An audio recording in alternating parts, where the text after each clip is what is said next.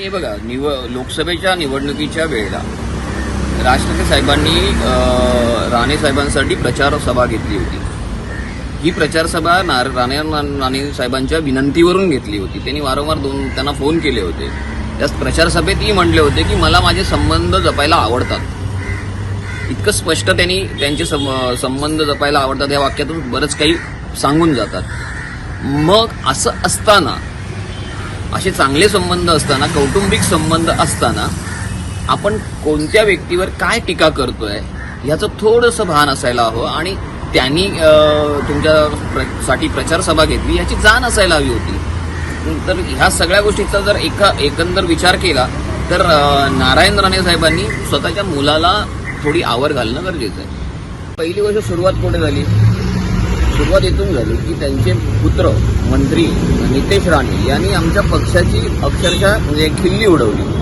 आमच्या पक्षप्रमुखांची खिल्ली उडवली आणि वारंवार त्यांच्याकडून ही वक्तव्य अशा पद्धतीने येत असतात. तर कधीतरी ह्याचा उद्रेक होणार ना. आणि पक्षाचा एक प्रवक्ता म्हणून प्रकाशजी महाजनांनी त्याला प्रतिक्रिया द्यायची नाही. लोकशाही आहे ना, तुम्ही टीकेला प्रतिक्रिया ही मिळणारच. तुम्ही तेवढी सहन करायची तुमचीही एक म्हणतात ना ताकद असली पाहिजे, राजकीय ताकद असली पाहिजे. तुम्ही राजकारणात आहात. आणि त्याच्यानंतर त्यांनी जेव्हा परवा हे टीका टिप्पणी केली त्याच्यानंतर ह्यांनी प्रतिक्रिया दिली. प्रतिक्रिया दिल्यानंतर विषय संपलेला होता. पण नारायण राणे साहेबांना पुन्हा हे सगळं ट्विट करायची काय आवश्यकता नव्हती, धमक्या द्यायची काय आवश्यकता नव्हती. नारायण राणे साहेब एकीकडे म्हणतात की राज ठाकरे साहेबांचे आणि आमच्या सांगण्यापलीकडचे संबंध आहेत. मग सांगण्यापलीकडचे संबंध आहेत तर तुम्ही तुमच्या बोलगेवढ्या पुत्राला आवर घालणं हे अपेक्षित आहे ना. हे न करता तुम्ही महाराष्ट्र सैनिकांना धमक्या देता.